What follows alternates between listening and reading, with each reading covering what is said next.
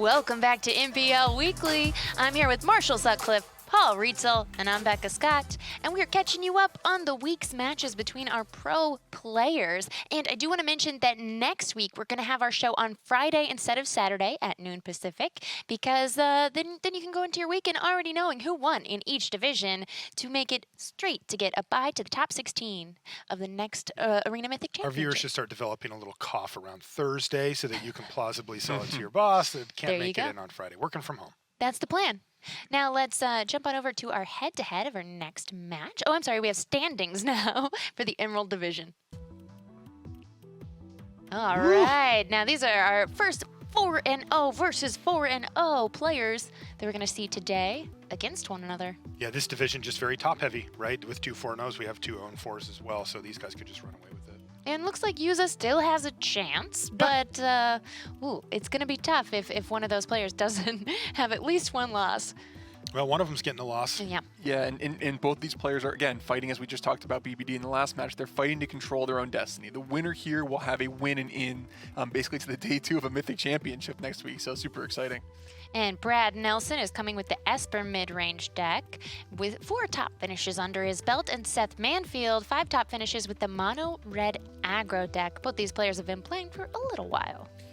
You know, Marshall, I don't know about you, but when I saw kind of this matchup, I thought this is great. This is the standard master of like the last 10 years, Brad Nelson against the Seth Manfield, the Hall of Famer, in the classic matchup of standard Esper mid-range against Red.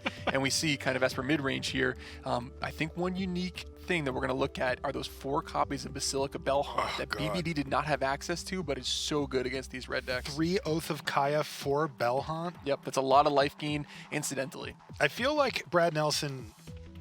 He knew. Not surprisingly predicted the Yeah, he knows. Well. Yeah. And then, of course, after sideboard, you see Lyra Dawnbringer, something that he's also going to want to use against these red decks. And then probably Ixalan's Binding as well could be something as another answer to Experimental Frenzy. That's right.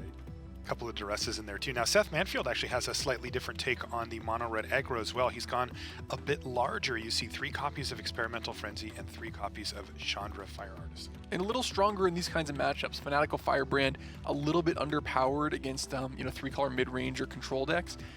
As we've seen before, resolving one of those key 4-mana spells, the Frenzy or Chandra, is how you win a lot of those games. And so Seth choosing to be a little greedy and going for it.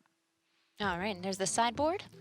And again, we've seen it similar to other red sideboards we've seen in the past. You know, the question will be how many creatures does he expect Brad to have in his deck in post-sideboard games, and that'll determine how much of this removal he wants versus how much does he want to treat Brad as basically just the control deck. Yeah, sideboard games are going to be really important here. Of course, any monocolor deck just doesn't have the options that a 3-color deck does, and that could matter big time. And we are going to see both of these players play 2 games today because there's 5 weeks and 7 games for each player. There are weeks where we see multiple games. So we will know more outcomes of where things stand going into week 5. But let's just jump on into this game between Brad Nelson and Seth Manfield. All right, let's get right into it here. We're going to be sitting in Seth Manfield's seat, it looks like, and nice opener for him. He's got no 2-drop and kind of no 1-drop. He'd love to have obviously a way to get on the board early, but Shock is certainly a card that's not dead at all in this matchup against Hero Precinct 1 based strategies. So lands and spells, copy of Experimental Frenzy, he's happy to keep. Drop would be really nice here, and there it is, Viashino Pyromancer, perfect draw here. We've talked about before. That's the way to make the Hall of Fame, ladies and gentlemen. you make sure to find that 2-drop right about there. You'd know. And one thing we didn't talk about in the pregame, but it is a factor, is the mana base of these 3-color decks, right? Occasionally you're going to have to pay 2 life to have a land come into the battlefield untapped, which is a pretty big liability against decks that have as much reach as mono red in the form of burn. And look at this. Brad Nelson knows exactly what's up. He's going to Thought Erasure here and take away Experimental Frenzy. That is the card that he's worried about. That leaves the way clear for Seth, just with the cards in his hand, to fire off a Chain Whirler or go for a Light Up the Stage plus something else. So he knows he's going to take a hit here, and he did it anyway. Yeah, and really cool, Brad got to get to some significant value out of that Thought Erasure.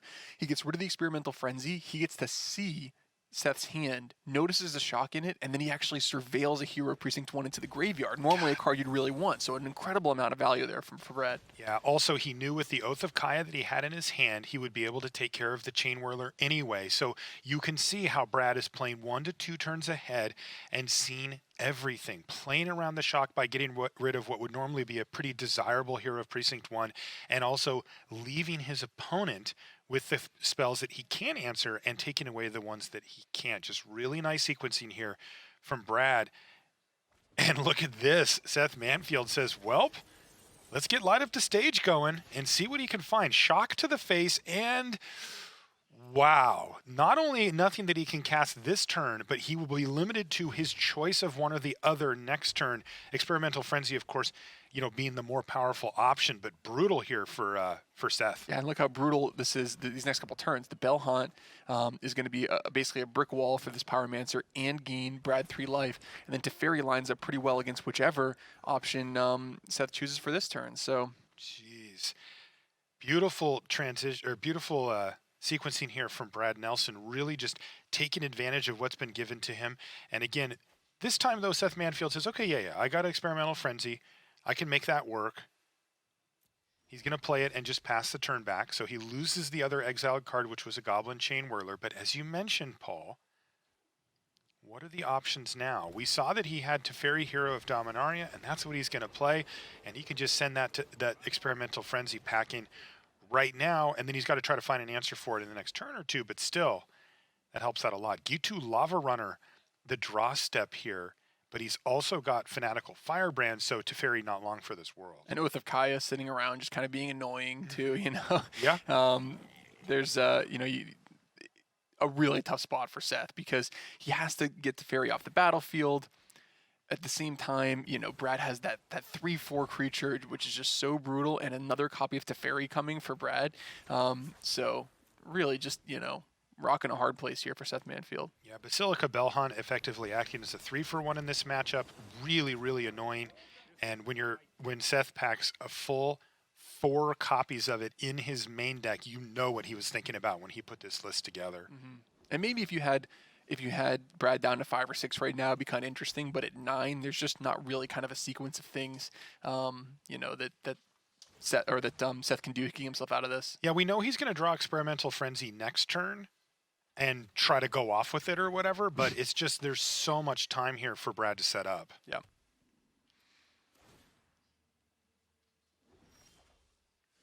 Okay, so here's the Frenzy. That's going to go on the stack, and it will resolve. So let's see what he can find. First things first, Gitu Lava Runner, Mountain? No, he found a Steamkin on top. So he's just going to have to pass the turn back. And now there's Thought Erasure off the top of the library here for Nelson, which he can use to, surveil 1 and get a 1/1. Even though Seth is empty-handed at this point, still some Val. Yeah, and this is going to let him know, do I want to use Teferi's Mind, his ability to tuck that Experimental Frenzy and play a second Teferi, or do I want to uptick my Teferi because maybe Thought Erasure finds me something really powerful on the top of my library? Looks like he's going to go for the former play, and getting the advantage from the Thought Erasure Surveil is what's allowing Brad to do this play with confidence. Oh, interesting. So he likes not to play the second copy of Teferi and plus it and make another token, which is a little bit surprising to me. But I guess he's figuring the only way that he can lose this game is just letting an Experimental Frenzy stay on the battlefield. So he just wants to keep as many quote-unquote tucks or minus abilities kind of in the holster. In the holster, yeah, that makes sense. And now he's really going off. He can double Planeswalker this turn with Narset, Part of Reveals, and Teferi, Time Raveler. And this is the turn where if you're sitting in Seth Manfield's seat, you start to go, okay, I'm definitely losing now. There was still maybe a slim chance over the last couple of turns to put together some unlikely push, but now this is getting just ridiculous here. If you're sitting in Nelson's seat, he gets to return Oath of Kaya to his hand thanks to Teferi hitting the battlefield, recast it, kill the runaway Steamkin, go up to 12, still have Oath of Kaya on the battlefield, and yeah, Narset too. Why not just have all of it? I think this is an infinite loop. I haven't done I'm not sure about the exact math here, but I don't think this game will go on for infinite though, Paul. No. I think it's maybe a draw step away here from Seth Manfield saying, okay, so what are my outs, and recognizing that there are none at this point. The interesting thing is that Brad's deck doesn't close very quickly. You know, he's not going to be able to attack for huge chunks of damage. He's going to kind of keep grinding Seth into oblivion. So there's not going to be like a clear point where Seth says, I want out, but he doesn't have any equity remaining in the game. There's no way for him to actually come back and win. Right. The Ishino Pyromancer was the draw step, with Experimental Frenzy being the next card. And yeah, I think that same exact conclusion that you just came to there. Paul Seth says, good game, and he's going to scoop it up. So that is game number 1 going to Brad Nelson. And I mean, at least just from the brief look we got at the sideboards before, it doesn't seem like it's getting any better here for Manfield. Yeah, the problem with using cards like Lava Coil is that you're often, you know, or any sort of removal spells against a mid-range deck against Brad, is that you're relying on a very specific parlay of things happening. You both have to have pressure out. The Lava Coil has to kill their only blocker or their only, you know, way to gain advantage, like Thief of Sandy or Hero Precinct 1, and you need to be kind of on the offensive in a situation in which your opponent drew those cards, not the Planeswalker and removal draws. So, and even if all of that works out, sometimes a card like Basilica Bellhaunt, by making you discard a card and gaining 3 life, is still providing residual advantage. So you're down a card. So, you know, using the removal spells, I mean, you need to have them, I guess, because otherwise you just, I mean, like that game, you can't get through a 3/4. But just structurally, you know, the red cards just do not match up very well against Brad's deck. And I think specifically we saw the power of Basilica Bellhaunt. You know, it's just, that's just something that Brad's elected to play that's so powerful against red. Yeah, he only played 1 in that first game, but the life gain plus the 4 toughness blocker, it just sat on the battlefield and just held off the entire board for 2 turns in a row. And that's, you can't give this deck that much time. Right, we talk about the concept called virtual card advantage in Magic sometimes, when one card of yours is able to brick wall or to blank several of your opponent's cards or resources. It's not like, you know, you're just throwing cards in their graveyard, but since they're functionally useless resources, it's just such a strong concept, and we saw Brad kind of leveraging that to the max there. So super impressive from his deck. By the way, I loved what Seth did there. I don't know if you saw this, but he did like a tabletop style. He just brought all of his cards into the main deck and then went through and took them out one at a time, which is something you'll see people do on tabletop so that they can conceal if or how much they've actually sideboarded. But also, it's just kind of an interesting look on Arena as well. So is this a good opener here for Seth? That's the first question. It's a bad opener, but it's a clear plan. At least he knows what he's doing. This hand is, he's the control deck, basically. I'm saying I'm going to use my removal spells, Planeswalkers, drop Experimental Frenzy, and then ride that to town. It's not one of those kind of tweener hands that's not sure, you know, exactly whether it's playing offense or defense. The problem, if he doesn't find land, it doesn't do anything. Right. Also, Brad is going to get a lot of information here thanks to Thought Erasure, and we're probably going to see a similar pattern to the one we did before. Now, Brad does have a little more leeway here to take something other than Experimental Frenzy, given the mana situation for Manfield. I'm curious to see what he does. And the Disbark in his hand, right? So, yeah, you know, Tibalt would be pretty attractive, I think, to me as maybe the biggest threat on the table. A lot of burn spells in Seth's hand, so Tibalt combined with all that burn seems pretty annoying. But I think Brad is just really happy to see this hand. Okay. He still took the Frenzy, though. He knows what this matchup is about. Yep. He does not care about any of the other cards except for Experimental Frenzy. Yep, and I think that Cry of the Carnarium he has in his hand is making him think, okay, maybe I can just fight through this Tibalt that way. Yeah, because, I mean, ultimately, Tibalt's, you know, puts out 2/1/1 Devils. Right. It's not exactly the hammer blow, right? The static ability is pretty annoying when you are trying to leverage some of your cards to gain life, but, you know, I think Brad knows that he can fight through that. By the way, the draw steps haven't been particularly kind here to Manfield. He finds a Fight with Fire, which is a necessary evil against cards like this, but not really what he wanted to draw. And now the clock is ticking. You know, the Basilica Bellhaunt is going to give Brad an incredible amount of time. It's going to take one of Seth's resources. It's going to provide an effective blocker. It's probably going to require, you know, Seth to use a removal spell like Lava Coil. And now basically the clock is ticking. Can Seth draw out of this early game problem before Brad finds one of his repetitive advantage generators, a Planeswalker or something of that nature? If he can, we have a game. If Brad is able to just draw the fairy off the top, then this thing is going to get out of control. So here's Lava Coil and the land off the top of the library as well for Seth Manfield. So things starting to come around a little bit for him here. He finally gets in for his first damage of the game, which is reduce Brad Nelson from 23 to 21, and another Bellhaunt. Brad Nelson is bringing the heat here. Second Bellhaunt in a row, and that is going to be extremely difficult now for Seth Manfield. You talked about that virtual card advantage. It is flowing very much in Brad Nelson's direction here. The Bard singing his song. Yeah, he's actually getting regular card advantage, getting virtual card advantage. He's getting all kinds of card advantage. Yeah. And, life. It's just whatever he really wants, and an absolutely brutal draw. You can think of that card in terms of turns. How many turns is that going to buy him? Because again, what he's really trying to do is find one of his haymakers, his big bazookas, to start putting the game out of reach the way Game 1 went. Basilica Belhan could gain him as many as 3 or 4 extra draw steps in this game. And it's just an absolutely brutal spell. I mean, he may even be able to start attacking if he finds another creature. So, which is just an absolutely crazy thing for this type of matchup.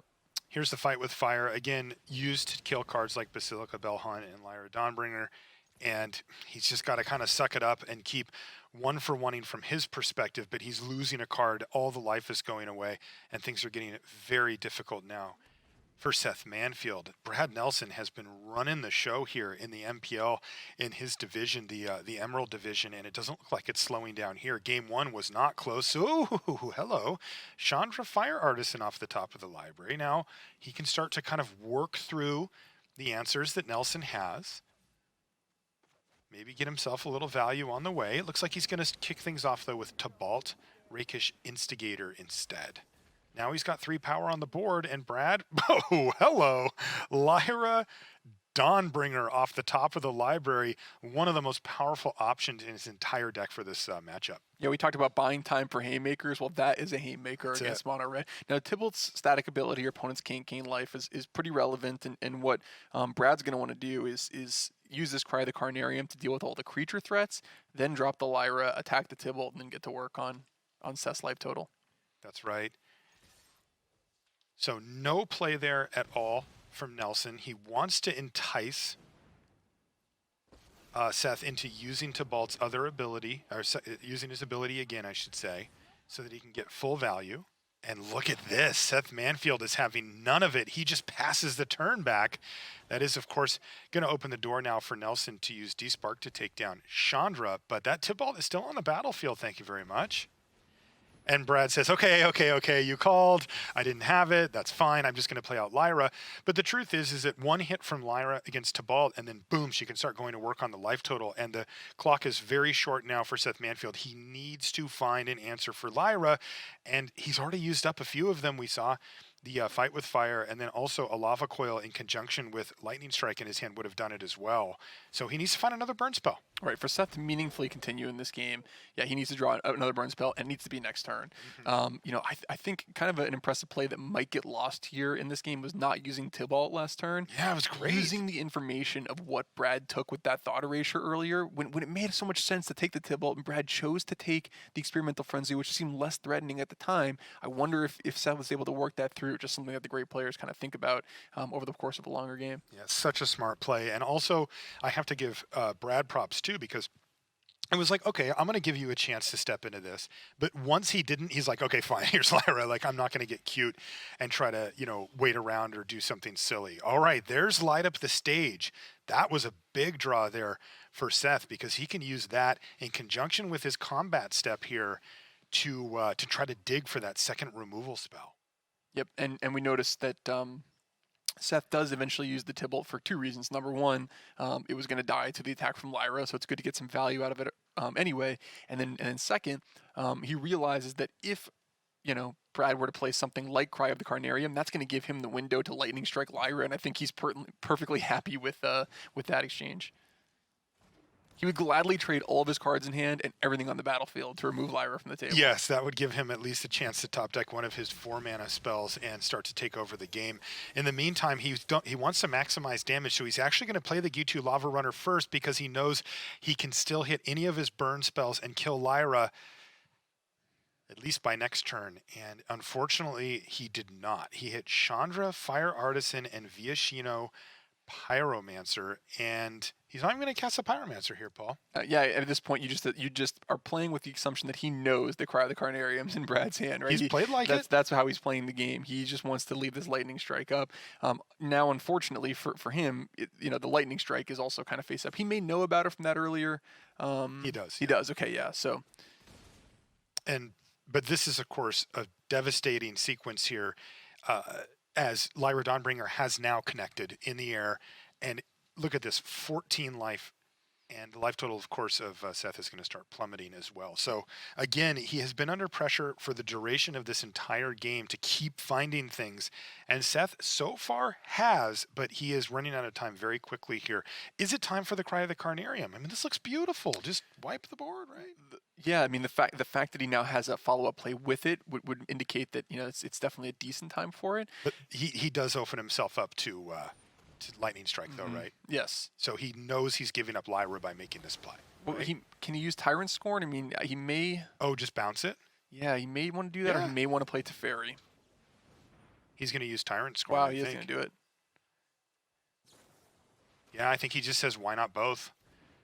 And of course, you know, if you're sitting in Seth's seat, you probably figured that something along those lines was coming, just because it's unlikely that you're going to just give up your Lyra. I mean, it still dominated that board even from that step. Nice! Chandra hits the battlefield and hits the land to cast the exiled Viashino Pyromancer.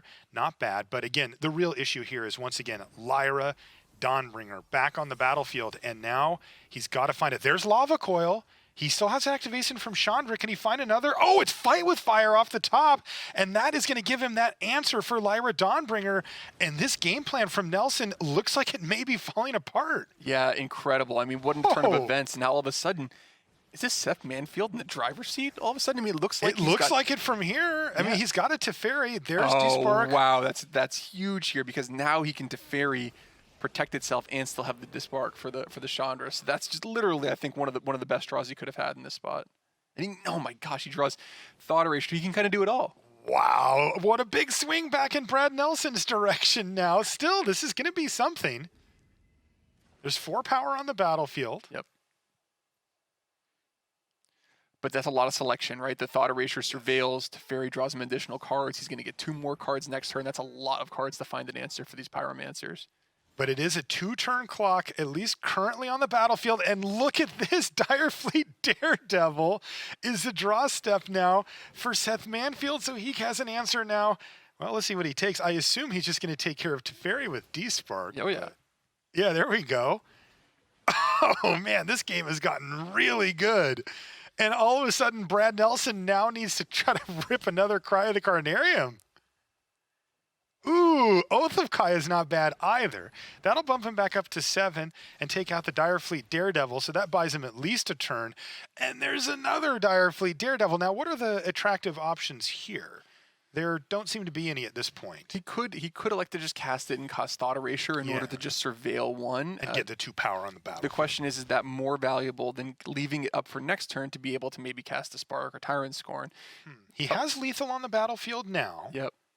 I'm pretty tempted to want to maybe surveil on this spot, especially because it provides a 3rd threat. You know, right now your lethal damage falls apart to 1 removal spell, but ooh, he's going to risk it though. Oh, but it's an isolated chapel off the top of the library, and Seth Manfield won a game with Mono Red where he took hits from Lyra Dawnbringer and faced down multiple copies of Basilica Bellhunt. No big deal. That was incredible. Yeah, absolutely, incredibly impressive play there from Seth. And I think that, you know, if Brad could go back and maybe, rather than spending a whole turn to bounce his own Lyra, have just played Teferi in that situation, he might have been a little bit happier.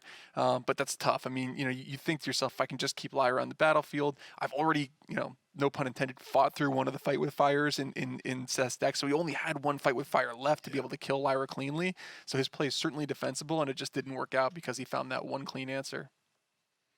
Ooh, that was a nice one. It was beautiful. I mean, it was insane. Everything Seth did that game in order to manipulate him to that spot. I mean, people talk about finding those you know, winning those 1%ers, you know, when everything kind of aligns. But if you don't put yourself in the position to be able to draw those cards, you never get to tell that story, and that's why he's here. All right, deep breath, everybody at home. We've got one more game to bring you for here 5-0 from our opening match. Yeah, this is good. In the Emerald Division here. This is Seth Manfield versus Brad Nelson, and these guys are near the top of the Emerald Division, and well, they're fighting for a lot here. The chance to really control their destiny, as you put it, Paul, going into the last week here in our first run here at the MPL Weekly event. So That does not look like a keep. Yeah, Brad's hand is okay. Notably, it lacks a copy of Plains, Island, or Swamp, or any multicolored land therein. That's So tap, he has tap, tap. all tap lands, which is pretty ugly against red, but not really a hand you're really interested in mulliganing because it has all 3 colors of mana and a nice curve. Seth forced to mulligan with just 1 land and too high of a curve. Yeah. Okay. Not the worst opener here with double mountain, a lava runner, a lava coil, another lava coil, and a Chandra Fire Artisan. He also elects to keep the Tybalt on top of his library, which looks a little risky from here just because he does need that 3rd land as well, but he figures it's important in the matchup, I'm assuming. Tap land, though, and there's that mountain right off the top of the library, so playing perfectly as always. Yep. This means no play for the turn, though, but now Brad can finally start casting spells. And by the way, his draw has been 5 tap lands now. Yeah, we talked about the mana base maybe being an issue, and here it certainly appears to be. Yeah. I think what we saw with that Scry decision is now coming to really fruition here, is that Seth's more worried about mana flooding than anything else, especially knowing that Brad has left in his discard in the form of Thought Erasure.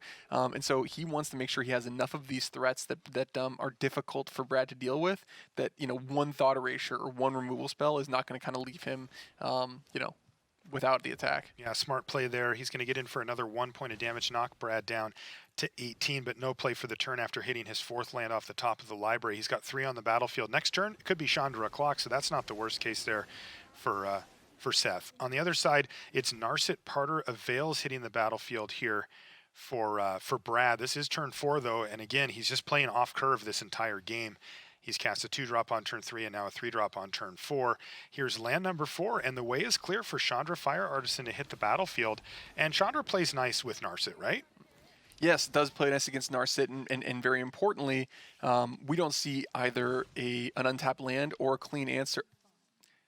I'm gonna pause. Right, you didn't even have the syllable out of your mouth, and Ixalan's Binding came off the top of the library there for Brad. And we'd mentioned Ixalan's Binding in the pregame as a sideboard card that he would want in his deck against things like Chandra and Experimental Frenzy. You put cards in your deck because you want to draw them in situations like this. That's how this game works, as I'm sure you've had to explain to a lot of your opponents over the years after complaining that you top decked exactly what you needed.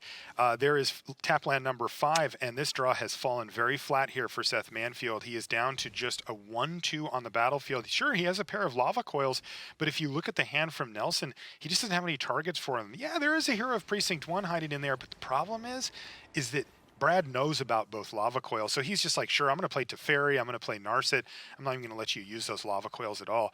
And now Teferi's facing down minimal pressure here, just like you2 Lava Runner, and another mountain off the top of the library for Seth Manfield puts him very far behind the, probably the best Planeswalker in Standard over the last, since it's come out. Teferi, Hero of Dominaria, has really dominated the scene. Do you remember when Seth topped that Tybalt and we thought he might not have enough lands this game? I do. I'm not concerned that he's going to have enough lands this game anymore. That concern has dissipated quite cleanly here. Another plus from Teferi after Teferi takes 1 from the Lava Runner means that once again, nothing left, and it looks like Brad just wants to start getting through his library here. He's just going to cast the Thought Erasure. He knows he's taking away 1 copy of Lava Coil. And look at this Basilica Bell Haunt now off of that Teferi. Leaves Seth with just Lava Coil in hand. He's probably happy he finally found a target for that thing. But yeah, this cannot be a great way to go here for Seth Manfield, especially with the knowledge that we have, which is that Brad has got 4 spells in hand at this point. Yeah, and this is one of those times where you're watching the red deck play against mid-range or control. Things are really starting to fall apart for the red deck, as they often do, in the game. And then, okay, next step, let me look at that life total. Let's see where they got them. We mentioned earlier, last game he had him down to about 8 or 9 in this spot and was able to force through damage before Brad drew out of it. Now, again, unfortunately, he's only gotten him down to 20, and that's not going to be, it's going to be hard to just squeeze through 20 damage without Brad checking, so. That is going to be a tough sell. So we're going to see Hero of Precinct 1 followed by Teferi, Hero of Dominaria, plus Teferi, draw a card, untap some lands, and pass the turn back. Lava Coil off the top of the library does let Seth have an answer for Hero of Precinct 1, but with Narset Parter of Veils, another Time Raveler, another Hero of Dominaria, and now Tyrant Scorn killing the only threat left on the other side. No way that Seth can pull off this comeback. Look, he had the unlikely comeback last time, but come on, Brad's at 20 this time. There's no way. And remember, Chandra's not even an out at this point for Seth. So even his best cards off the top of the library aren't that good now. This is when, if you're playing in your local friend group, you have to have a no scooping rule so that you can just, if you're Esper midrange deck, you can play with all your planeswalkers and keep activating them. And because it might take Brad a while to actually deal 20 damage, and it's really fun to just sit there with all those planeswalkers out. Hey, that has to be the best possible option now for Seth. He finds Experimental Frenzy, but as we've seen in Standard and also earlier today, Little T in combination with Thought Erasure is just devastating. Takes that out of his hand during his draw step, and this is just demoralizing at this point. This really is a question of, like, this is Rocky, right? Like, how much more can you possibly take in the ring if you're Seth Manfield? Because you don't get an award for going the distance against Brad. Right. He's going to win this one either way. They could stop it now and we could just have a decision, but I think that he's going to go for the full TKO. At some point, though, you do want to say, like, don't just stay in your corner. Don't come out for the next round. Right, you know, right. You got a career ahead of you here, exactly. kid. You don't want to take too many hits.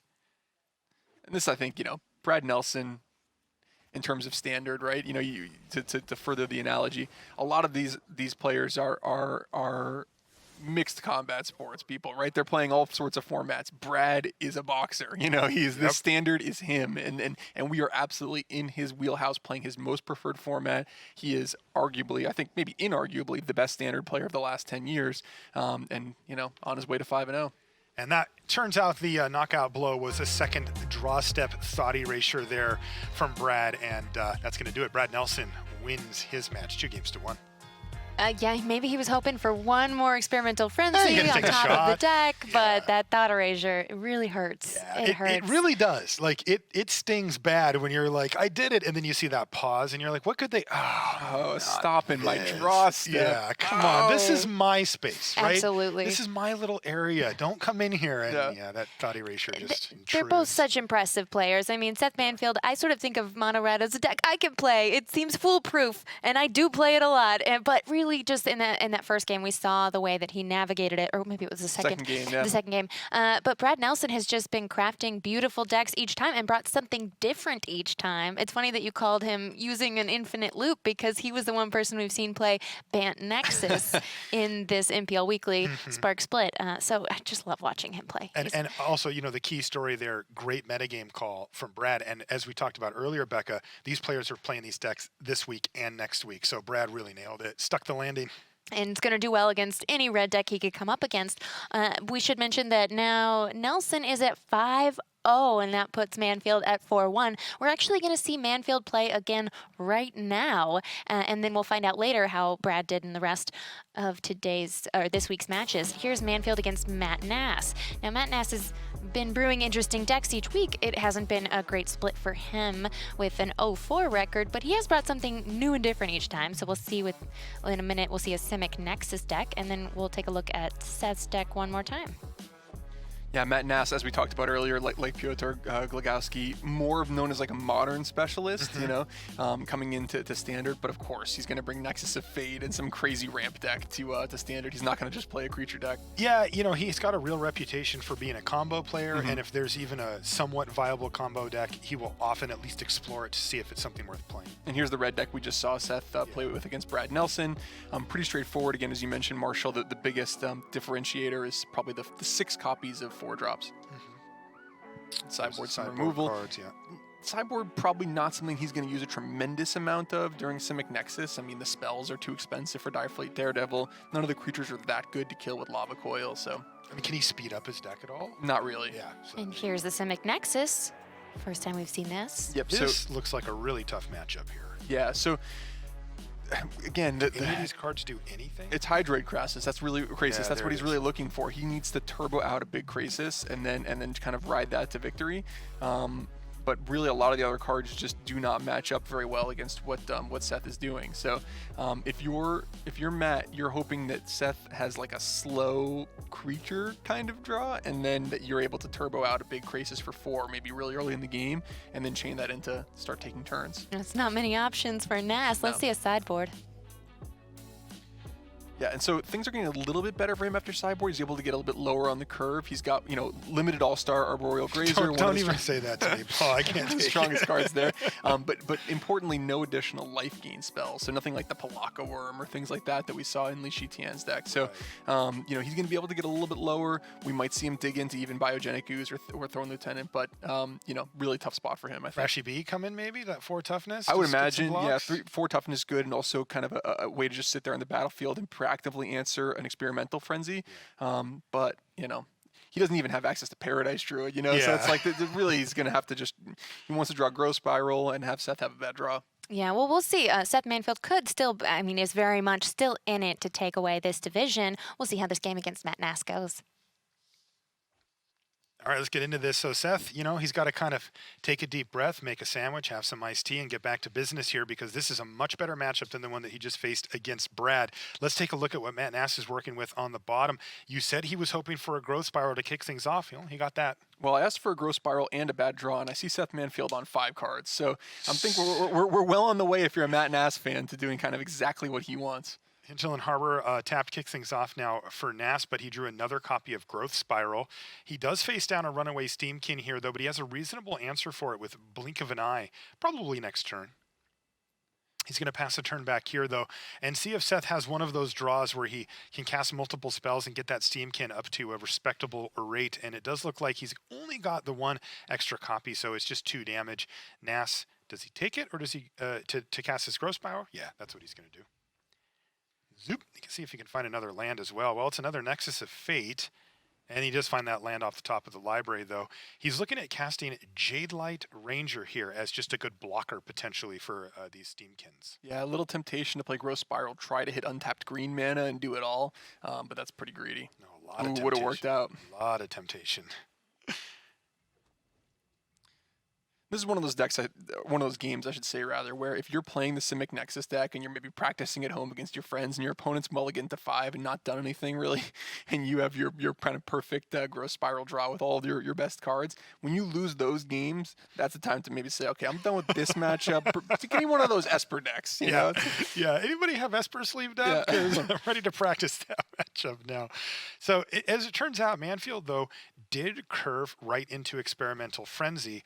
And while he's low on resources, that is a type of card that can catch him right back up. Now, Tamiyo, Collector of Tales off the top of the library, and a lot of options for Nass, who has another copy of Jadelight Ranger and another Growth Spiral with 2 lands in his hand, too. There's another one. So he can play that and then play his land for the turn. That gives him 4 mana. So now his choice is either leave up Blink of an Eye or cast Tamiyo or Jadelight Ranger.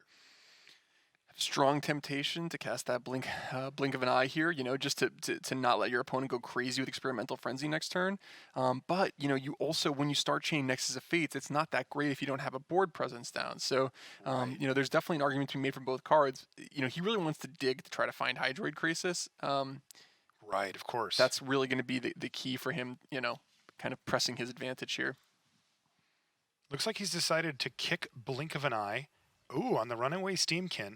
Now, he can take advantage of the fact that the Experimental Frenzy kind of keeps that stuck in your hand. It's acting as a removal spell here in this situation. But, letting your opponent untap with a Frenzy and 4 lands minimum can get kind of awkward. Yeah, I'm not so sure about that play, to be honest with you, Marshall. I think that I get the temptation. It's kind of cute that you strand that Steamkin in his hand, but because he has Frenzy out and another Steamkin already in play, you're getting limited value out of that blink for an eye. So, and it looks like he's getting, pretty maximally punished for it here as Seth is just kind of going off. Yeah, and but this is the threat, right? They have 1 copy of Steamkin, a few lands, and an Experimental Frenzy, and if you've played Standard much at all, you know how badly this can go for you. They can chain together a lot more cards than you would expect from a red-only deck. You don't think of those decks as the type of decks that can do this, but with Runaway Steamkin particularly, if you hit a nice run of spells off the top with that Frenzy, it can get pretty ugly. Looks like it's deciding what to do with the shock. Why go right to the face, huh? Interesting. He didn't kill the Ranger.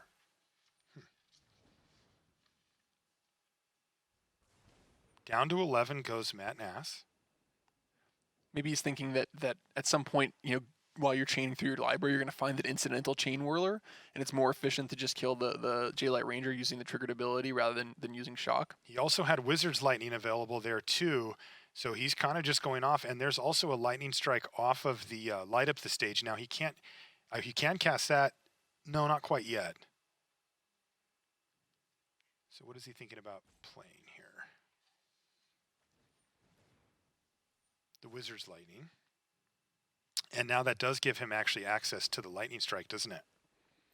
Yep. The interesting thing here, though, is that the J-Light Ranger being able to block Runaway Steamkin might just be more effective than the 2 damage. Than the 2 damage from shock, yeah. For sure. It would have been 2 extra damage. So now he's going to use a Lightning Strike to kill it, and it looks like he had a land drop in there somewhere as well, because that Steamkin still on 4 has him down to 1, and that was an absolute unmitigated disaster for Matt Nass.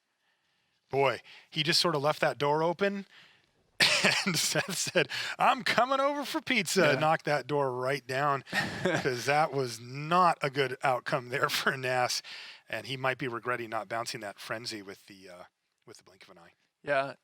Mono red, I mean, really doesn't give you a lot of chance to kind of mess around, you know, and set up your kind of fun combos and things like that. And if there's one thing Matt loves, it's setting up a really fun combo. Mm-hmm.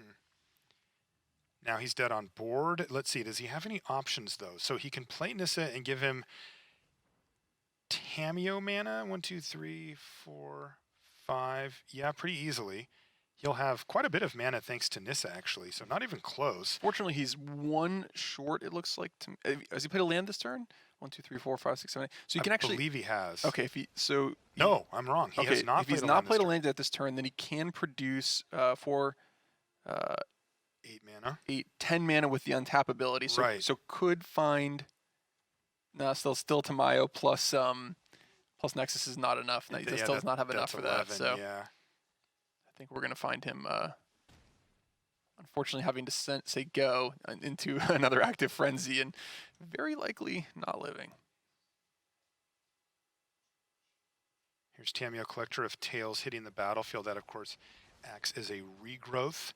You can get a card back from your graveyard, though. Is there anything worth doing here? Well, I'm not sure if I understand exactly what's going on here. So there is a blink of an eye. Yeah, because he has to get back Blink of an Eye now, right? I mean, if he doesn't, then... Well, then what happens? Well, he's going to try to blink the Runaway Steamkin, I would imagine. I see. And then just hope to get very lucky with Experimental Frenzy this next turn. I mean, is there an argument to just getting J-Light Ranger and similarly hoping to get lucky? He would have 2 blockers in that scenario. Well, I think that either way, your next turn is going to be, you're going to need Seth to chain through quite a bunch of garbage on the top of his library. He's going to need to go like land, yeah. Realistically, yeah. And Steamkin is your biggest pretty threat. Annoying, yeah. Okay, well, he found a way to do it all here. So thanks to the abundance of mana, he was able to cast J-Light Ranger and Blink of an Eye, and there really needs to be 2 mountains on top of the library here in most scenarios.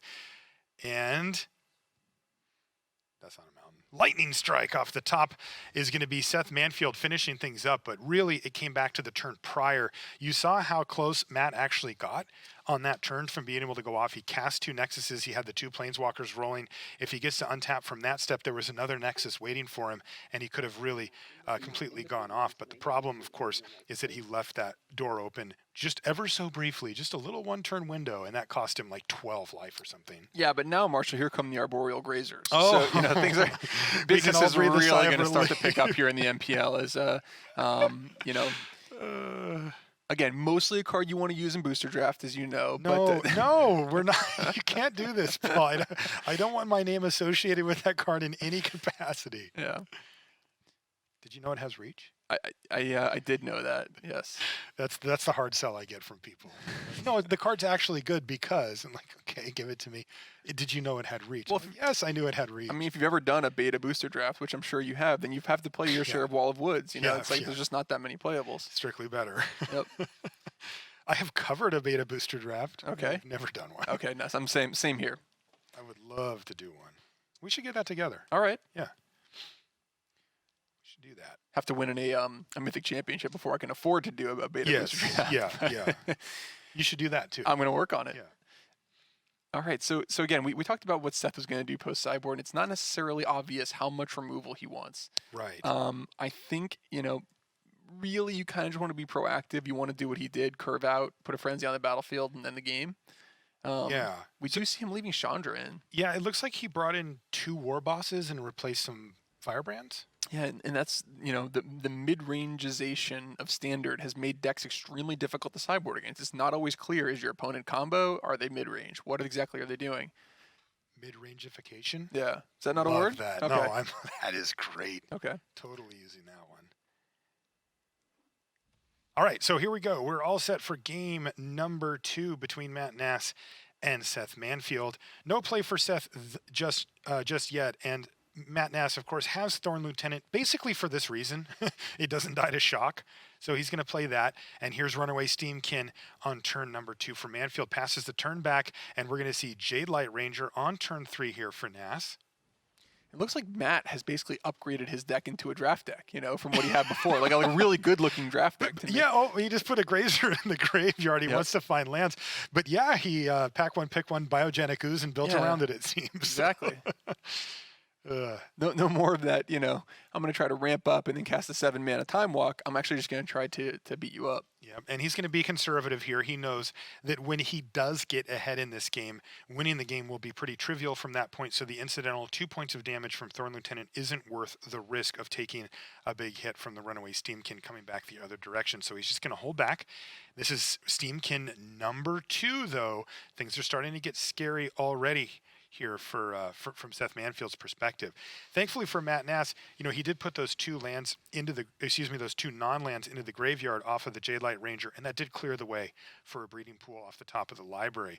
Unfortunately for him, he isn't quite at the point of actually casting Biogenic Ooze just yet. So what is the game plan? It looks like he could play Thrashing Brontodon and Llanowar Elves, or leave out Blink of an Eye, and he's gone for that. Yeah, he wants to use Blink of an Eye on Runaway Steamkin, which prevent it from getting a 3rd counter. He also wants to use that to gain him the 5th land that he needs to be able to cast Biogenic Ooze. The perfect sequencing for him would be kind of Seth going for it, trying to go for some kind of a crazy big turn, and then tapping out in such a way that Biogenic Ooze is able to trigger on Matt's next end step.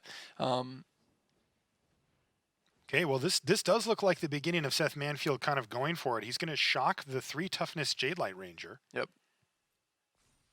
Which indicates that there's more damage coming. In this case, it's going to be a Goblin Chain Whirler. And Matt is probably going to be pretty happy that he's left up that Blink of an Eye to not take just a huge amount of damage here. And even as it sits, he's still taking a pretty good whack. Yeah, and it's actually going to work out okay for Matt. Mm-hmm. He's going to be able to blink the Runaway Steamkin that was threatening to grow into 3 counters, which is going to significantly reduce Seth Manfield's clock. And if he is able to find that land, that Biogenic Ooze is going to get to pop off for a token. So it certainly doesn't put him in a great spot. But all he's trying to do really is buy time until he can pop off a big Hydroid Krasis to take control of the game. That's right. Of course, Matt being careful to use his bounce spell there at the right time. He did not let that counter get on the Steamkin, and it's another Jade Light Ranger off the top of the library here for Matt Nass. So he can immediately replace it, but no, he's going to take the safer option and go for the 3/4 Thrashing Brontodon, old Thrashy B, to block the Chain Whirler. And currently the Steamkin, though, that isn't realistically going to happen. Unfortunately, we're in the rarest of situations here where the green deck's creatures actually don't effectively combat the red deck's creatures. They're not big enough. It's like the craziest thing, So, he really wanted to find a land that turn, obviously, to play the Ooze. Failing that, he continues playing out his strong curve draft deck, but it's unfortunately, Seth's, essentially playing a combo deck at this point, and has the whole world in his hand. Yeah, really tough spot here for Matt Nass. It looks like he's stable if you just snapshot the board right now, but of course that is not going to be the case when combat happens, and things are going to get pretty difficult here for Nass. There's 2 competing interests that Seth's thinking about. Number 1 is obviously pressing his advantage and putting something like Chandra onto the battlefield. The second is he would love to be able to get that Llanowar Elves off the... That's a good way to do it. That's the way to do it. You are just on fire today, Paul. Every time you say something, it just happens. He wants to get the Llanowar Elves off the battlefield. Well, how about a shock off of Chandra? And let's not forget that he has the land to do that right now, but also that Steamkin can add 3 red mana to his mana pool, and he can kind of cycle back up. In the meantime, though, he's just going to attack with Goblin Chain Whirler, which obviously looks a little suspicious, into the Thrashing Brontodon. But Matt says, sure. Oh, he's going to go for the triple block here. Oh, cancel that order. I like that we're talking about Seth having to choose between things, and then, don't cheat yourself. Treat yourself. Get it all. You know what I mean? You can, you can get a lightning strike to make the combat nightmare. You can have shock. Do whatever you want. And have all of it. Yeah. You see Matt kind of scrolling around the screen. I would be throwing my mouse at this point. And my mouse is on a cord, so it wouldn't even go anywhere. Yeah, that's you know what right. I mean? It's Keyboard's not safe in Paul Rietzel's vicinity. But this Chain Whirler is going to wreak havoc on the board thanks to the 2 burn spells that Seth Manfield has available to him in the form of Shock and Lightning Strike. And let's see how he wants to proceed from here. Well, he can do it all, right? He can go Lightning Strike the Thrashing Brontodon, first strike it and the 1/1/1, and then Shock and the Thorn Lieutenant to finish it off. So he can actually, if he wants to, he could finish off all of Matt's creatures and leave him with just Insect token. Yeah, it looks like he's let first strike damage happen. So Thrashy took the 3 is down to 1. And now we see Runaway Stim can cash in those counters for 3 red mana. First of which is going to go into Shock. That's going to finish off Thrashing Brontodon. He does still need to take care of one of these other creatures or he will lose his Chain Whirler though, so... Possibly a little bit of a misstep there, I think. Maybe he would have wanted to Lightning Strike the Brontodon before first strike damage. Yes. Because now the Thorn Lieutenant is still on the battlefield. Here's Jadelight Ranger, though, and some lands for Matt Nass? Nope. This one, there's a land. It's a Hinterland Harbor as well. The perfect land for Matt that allows him to cast Incubation Druid this turn. And, yeah, look at that. The Thorn Lieutenant still being on the battlefield could matter here as well. Here's Chandra. Yeah, to be fair, when you're in Seth's spot, maybe he's just being sporting. You know what I mean? Like, I'm going to leave you with something, This matchup did not look good for Matt Nass. His draws have not fully cooperated, although in game 1 he did get to kind of do his thing. But again, we mentioned it. He left the door open that one turn, and Manfield took full advantage. And this time, it's kind of played out like you'd think it would. A reasonable curve out for Manfield has just given Matt Nass fits, and he hasn't been able to hit his lands when he wanted to, and that he's been punished for that as well. Well, here they come, a 4/4 Steamkin and a Chain Whirler. That's a 3/3. So Matt Nass is just going to keep trying to just run his way through. He knows what Manfield has, at least in that Lightning Strike. He's aware of it, right? No, I guess he's not. That's face down, isn't it? Yeah, and this is actually very relevant, that again, that Thorn Lieutenant's still on the battlefield. Now forcing him to use the Lightning Strike, he can't commit as much to the board. Yeah. And these Biogenic Ooze, this Biogenic Ooze is going to pop off for an additional token and interesting. And start to grow it. So and there's no more answers left for Manfield. No more answers. So there's still a little bit of work for Seth Manfield to be done. Obviously, he has plenty of mana, 2 Runaway Steamkins, another Goblin Chain Whirler, and a Chandra on 6. So, he has all the tools so that it's he not needs. the worst case. Not the worst case, but Matt's not 100% dead yet. Let's see what he hits off of Chandra here.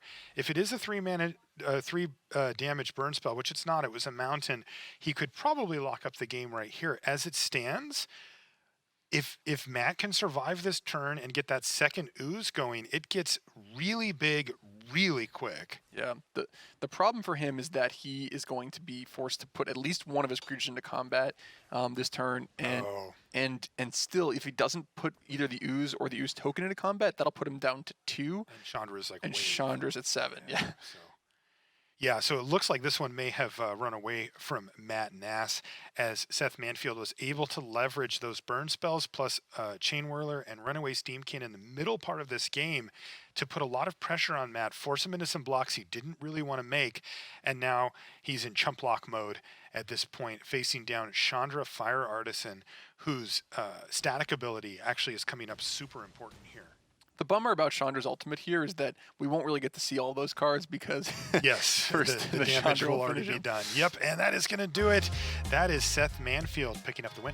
Amazing. That puts Seth at 5-1. So he's just got one game left, and he's got to hope that Nelson loses one match so that they can tie it up. And then the first of many tiebreakers is going to be who won the most games within matches. So Seth still has a chance to win in this division. Nass not so much, but always brings a fun, interesting deck. And we'll get to see it again next week because Matt Nass is locked into playing this blue-green deck for another week. Against a field of, 11 red decks or whatever. Not a great place to be. Yeah, he might be regretting that decision. And I do know that Seth hasn't yet played Martin Yuza, who also has a mono red aggro deck, so we'll probably see that mirror. I don't know if we'll see it or we'll just see it in a recap next week, but I'm excited to see who comes out victorious from that one. Just want to remind everybody that if you are tuning in next week, we're going to be on Friday instead of Saturday, because we just want to get you all that information one day sooner to find out who wins in each division. What else are you guys excited about?